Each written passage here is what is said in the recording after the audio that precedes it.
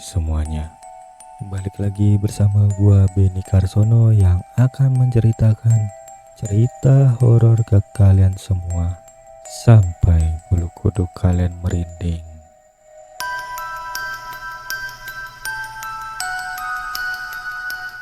Dan di sini gua akan menceritakan sebuah cerita dengan judul Bayangan di Tengah Hutan. Jadi ceritanya, di sebuah desa kecil yang terletak di pinggir hutan, terdapat sebuah cerita tentang hantu yang menyeramkan. Konon katanya, di dalam hutan tersebut ada makhluk-makhluk aneh yang muncul setiap malam bulan purnama. Banyak penduduk desa yang hilang setelah memasuki hutan itu. Cerita ini mengikuti petualangan sekelompok remaja yang berani menjelajahi hutan pada malam yang menakutkan. Di suatu malam, ada 5 remaja yaitu Anya, Budi, Cika, Dika, dan Eko yang sedang berkumpul di rumah Budi. Lalu Budi berkata dengan semangat, "Kita harus melakukan sesuatu yang seru malam ini." Lalu Cika menjawab dengan senyum yang menghiasi wajahnya, "Bagaimana kalau kita pergi ke hutan?"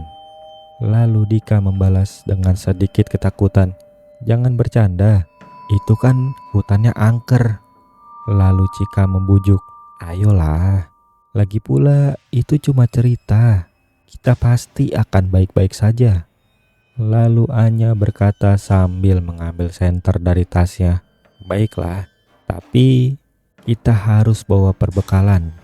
Lalu Eko berkata, "Iya, dan kita harus berjanji tidak akan saling meninggalkan." Dan akhirnya mereka semua setuju dan mulai menyiapkan segala sesuatunya, tidak merasa bahwa malam itu akan mengubah hidup mereka selamanya. Setelah menyiapkan peralatan, mereka langsung berangkat menuju hutan. Seusai menembus jalan setapak yang sempit, suasananya langsung berbeda. Angin malam berhembus kencang menciptakan suara aneh di antara dedaunan. Lalu Cika bertanya sambil menggenggam bahu Eko, kalian dengar suara itu nggak?" Lalu Eko berusaha tenang meski ada rasa was-was di hatinya dan menjawab, "Jangan berisik, itu cuma suara angin." Lalu Dika berkata, "Mungkin kita harus kembali." Lalu Budi menjawab dengan semangat, "Jangan, kita baru aja mulai, ayolah." Lalu Anya berusaha untuk meyakinkan teman-temannya dan berkata, "Kita buktikan kalau kita tidak penakut." Begitu mereka melangkah lebih jauh ke dalam hutan, suasananya semakin mencekam. Bayangan pepohonan yang gelap seakan bergerak, membuat jantung mereka berdegup kencang. Di saat mereka mulai merasa nyaman, tiba-tiba Budi berhenti dan menoleh sambil berkata dan menunjuk ke arah bayangan, "Guys, lihat itu." Lalu semua terdiam dan mereka melihat sosok wanita bergaun putih dengan wajah pucat dan mata kosong, mengulurkan tangannya seolah minta tolong. Lalu Cika berbisik, "Budi, jangan bercanda." Budi menjawab dengan suara bergetar, "Aku tidak bercanda, itu coba lihat." Tapi di saat teman-temannya melihat ke arah itu, sosok itu sudah menghilang dan suasananya menjadi tegang. Lalu Dika berteriak, "Ya ampun, itu nyata." Lalu Eko berkata sambil menahan ketakutannya, "Aku rasa kita harus pergi dari sini sekarang." Anya yang mencoba untuk menenangkan teman-temannya dan berkata, "Tenang, itu mungkin hanya ilusi. Kita sudah sampai sejauh ini. Ayo kita teruskan." Lalu mereka melanjutkan perjalanannya. Akan tetapi, ketegangan mulai mengganggu mereka. Tiba-tiba Cika merasakan sesuatu yang menarik rambutnya. Cika langsung berteriak sambil menoleh, "Siapa yang narik rambut aku?" Lalu Eko menjawab sambil panik dan melihat satu sama lain. Aku tidak. Dan Dika menjawab sambil menahan ketakutannya. Aku juga tidak. Ketika mereka berbalik, ada seorang anak kecil dengan mata besar dan senyum yang menyeramkan muncul dengan bisikan suara yang membuat mereka semua terdiam. Main dengan kami. Lalu Budi bertanya dengan suara bergetar. Siapa kamu? Lalu Cika berbisik kepada Dika. Dia saja takut. Tapi anak itu hanya tersenyum dan semakin mendekat. Lalu Anya mendesak. Sudahlah, kita pergi aja. Kita tidak punya waktu untuk bermain-main dengan hantu. Malam semakin larut dan mereka mencari tempat untuk beristirahat. Lalu Anya menunjuk ke tempat yang terlihat aman dan berkata, bagaimana kalau kita tidur di dekat sungai? Lalu Dika memberi saran sambil menahan ketakutannya yang masih terlihat di wajahnya. Bagus, tetapi kita harus menjaga jarak satu sama lain. Di saat mereka tidur, tiba-tiba Dika terbangun dan mendengar suara tawa anak-anak. Dalam keadaan setengah sadar, ia melihat bayangan anak-anak berlari di antara pepohonan. Dika yang mendengar suara itu langsung berbisik, ya Tuhan, kalian dengar itu? Lalu Eko yang sudah setengah ngantuk menjawab, dengar apa sih Dik? Lalu Dika berkata dengan nada takut, itu ada suara tawa anak-anak, seperti ada yang mengikuti kita. Lalu Cika berkata meski terlihat gelisah, jangan mulai lagi. Itu pasti hanya suara angin. Lalu Dika menjawab, tapi ini terdengar nyata. Pada malam itu, di saat mereka berusaha tertidur, suara tawa semakin keras.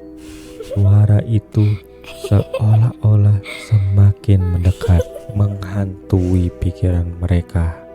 Anya yang mendengar suara itu langsung berkata, Budi, tolong nyalakan senternya.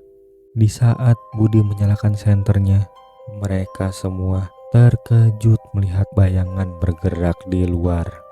Lalu Cika berteriak dengan cemas, siapa itu? Lalu Eko berteriak dengan matanya penuh dengan ketakutan, nah itu dia, anak yang tadi muncul. Lalu Dika langsung berteriak, ayo kita pergi. Dika yang berlari menuju hutan dan mereka semua langsung mengikuti Dika. Ketika mereka berlari, suasana hutan semakin terasa mencekam. Dedaunan berseru dan angin berdesir membuat semuanya tampak semakin menakutkan. Lalu Budi berkata sambil kebingungan, ini kemana kita harus pergi? Semua jalan terlihat sama. Lalu Anya menjawab sambil berusaha berpikir jernih, coba kita cari rumah tua yang pernah kita lihat. Setelah beberapa waktu berlari, mereka sampai di sebuah rumah tua yang tampak aneh. Lalu Dika menyarankan, kita bisa berlindung di sini. Dengan wajahnya yang pucat, Dika bertanya, bagaimana kalau ada hantu di dalamnya? Lalu Eko menjawab, lebih baik kita masuk daripada terus berlari tanpa tujuan. Lalu mereka pun melangkah masuk ke dalam rumah yang gelap. Di dalam sana, suasananya lembab dan pengap. Di dinding, mereka menemukan foto-foto tua orang-orang yang hilang. Lalu Dika berkata, lihat, ini foto orang-orang yang dikatakan hilang.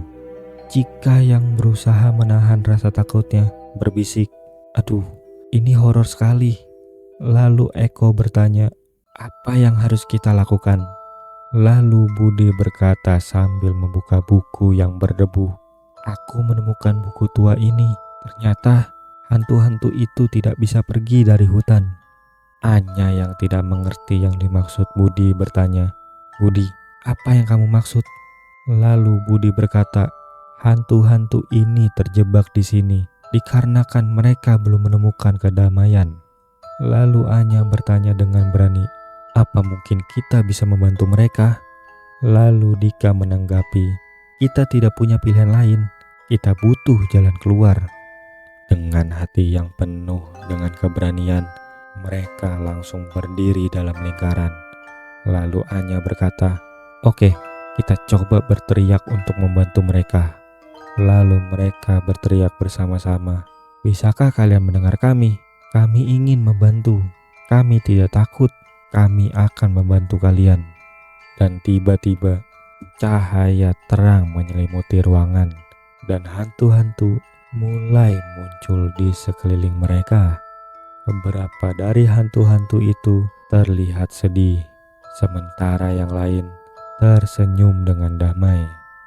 Mereka mengucapkan terima kasih kepada para remaja sebelum menghilang satu persatu ke dalam kegelapan. Setelah hantu-hantu itu menghilang, kehadiran mereka membuat suasananya menjadi damai. Dalam sekejap, mereka mendapati diri mereka kembali di luar hutan dengan pemandangan bulan purnama yang bersinar terang.